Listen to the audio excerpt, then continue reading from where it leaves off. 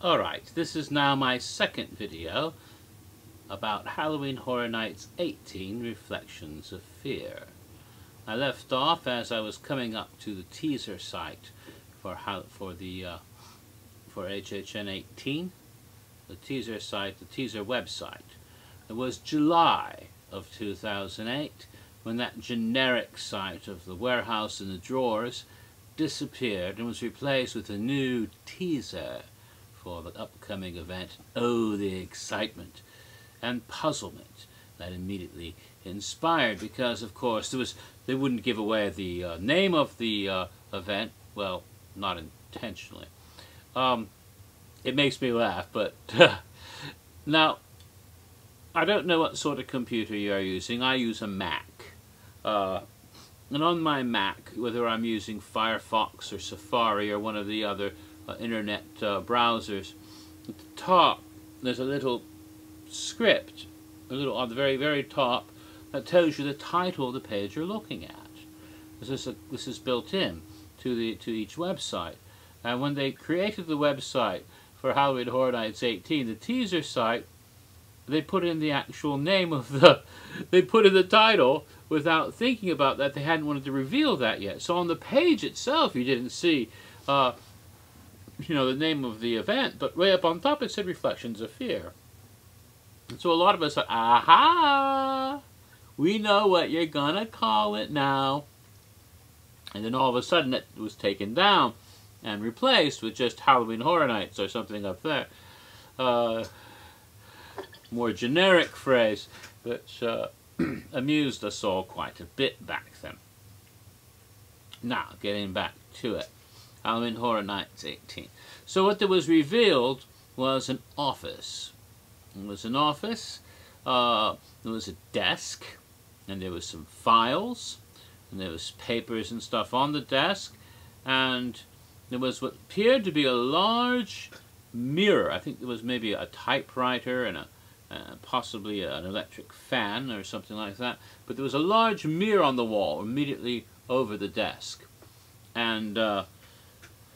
And some people looked at this and thought, this is a police detective's office, or maybe that's one of those two-way mirrors they use when they have a suspect on the other side. Except they don't usually have their office to the mirror. They have a sort of room where they can sit and watch the suspect, interact with an interrogator, and someone else can be listening in, or with the big mirror, a two-way mirror, or they might have, the lineup room has a mirror like that, so that the person who is there as a witness can identify a suspect in a lineup without that person seeing the person who's giving them away, so they don't have to fear for their safety in making the identification. In both of those instances, the room where you actually see a mirror would be the other room inside. It would just be a window on one side, the room where the people are watching. On the other side would be just one desk, and it would be where people are sitting in an interrogation room. So it didn't look like a room in a police station, because you wouldn't have the mirror in the office of the actual detective. And people were thinking, well, and there was one theory, and I don't want to point fingers to anyone and say, ha ha ha, you were wrong, because that has been done to some people, and it wasn't nice.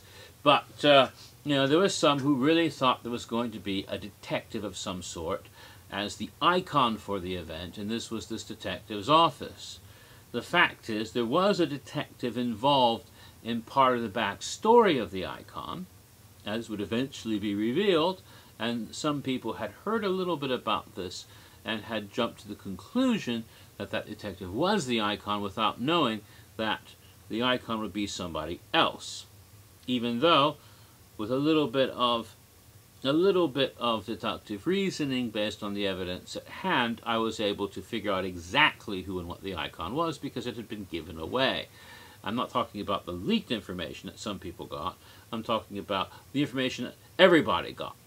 And it was just a little bit of deductive reasoning, and it soon seemed very clear that I posted about this in the vault and people said, "Damn, Jimmy, you're right." And sure enough. But we'll get to that in a minute. If I can finish this in 10 minutes.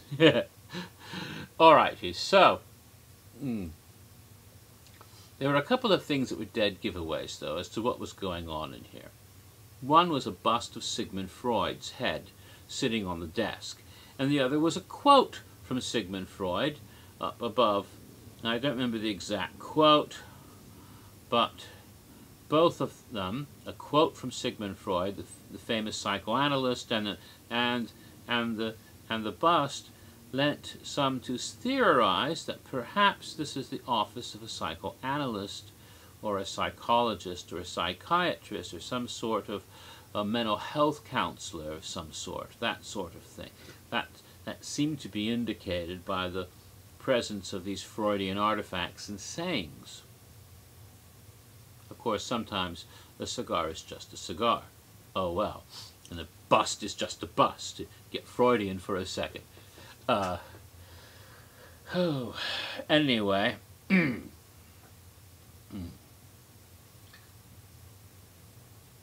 The general consensus, which proved to be fairly accurate, was that the new icon would be some sort of doctor.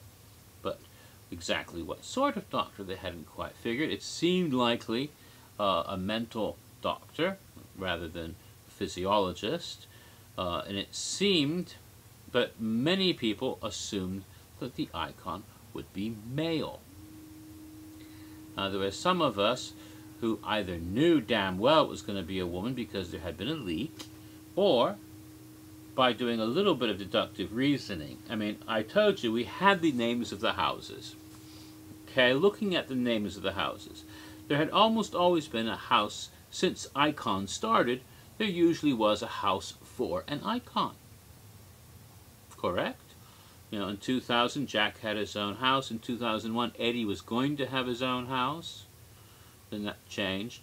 In 2002, there was the caretaker had a house. In 2003, the director had his own house. In 2004, there was no specific icon, but there was a house of icons, Horror Night Nightmares, which had all 4 preceding icons. And I take myself at risk for saying that because there's some people who will just blow their stack at the thought Eddie is being described as an icon, but he was put on parity with Jack and the director and the caretaker that year by putting all 4 of them into one house. 2005, well, as a matter of fact, it was a house that featured the storyteller, although that originally wasn't going to be, but we already discussed all that, so I don't need to go back and rehash that. But then again, there was a house for her. And in 2006, each one of the 4 had their own houses, and so did Eddie. And in 2007, of course, Jack was the ringmaster, and he had his own house as well, the Clownovision house. So this had been a tradition that had not yet been broken since the whole thing began, with Jack the Clown. So, unless they're going to be totally off the wall, there will be, if there is an icon, there should be a house for that icon. And looking at the list, well, body collectors too, they're not going to make the body collect. First of all, they're plural, and I don't think they're going to be an icon after having been in their own house separately before. They wouldn't, that doesn't seem to make any sense. Scary Tales, maybe, but that doesn't seem likely as an icon. Interstellar Terror Creatures, and Doomsday was probably going to be a movie house. The Hallow, and Dead Exposure. None of those names really seem to indicate an iconic house, but one house in particular did. There was a house that was given the name Bloody Mary House. Now, obviously this wasn't going to be the final name of the house. Now, why wouldn't it be the final name of the house?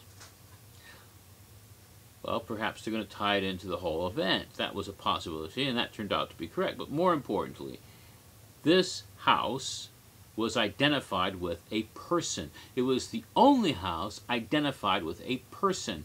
The person was a famous urban legend character, Bloody Mary. So, it seemed very logical to assume that Bloody Mary would be the icon. So if the icon was a doctor, and a doctor was going to become Bloody Mary, it's probable the doctor is a woman. That was my thinking. That was my thinking at the time.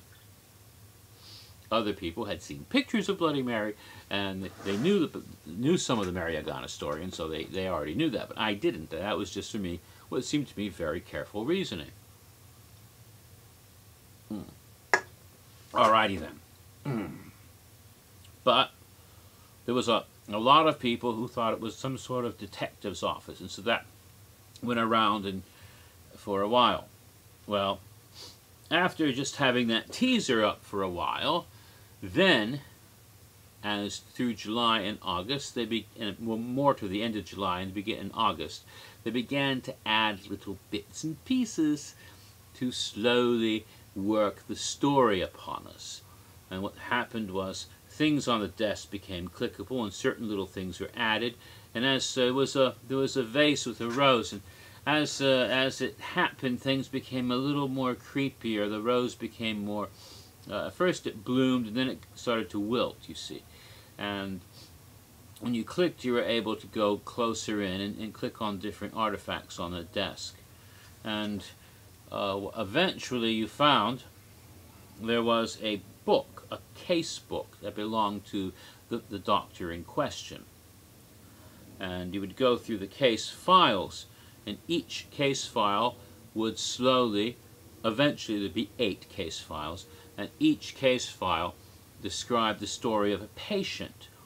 And so the first one, you only got a little bit about the patient, and then slowly it'd give more details. Again, it was not all done at once. It would give additional information about that patient over the course of a week or so. And you're going nuts trying to figure this out. And there's all sorts of speculative arguments. Well, this is going to be one of the houses, but which one? And people would argue, oh, it's going to be the Hallow. No, no, no, this is going to be Scary Tales. That was a sort of fighting over it, because the woman apparently had fear of a certain story, the story of the Headless Horseman. And no, the Hallow isn't about Sleepy Hollow, because it isn't spelled the same. You know, that was a way that sort of thing was going on. And so each person that this doctor was seeing turned out to have a phobia. And there was a little bit of backstory already that this patient, this doctor, whoever it was working on patients with phobias, and supposedly was able to cure phobias through radical therapy.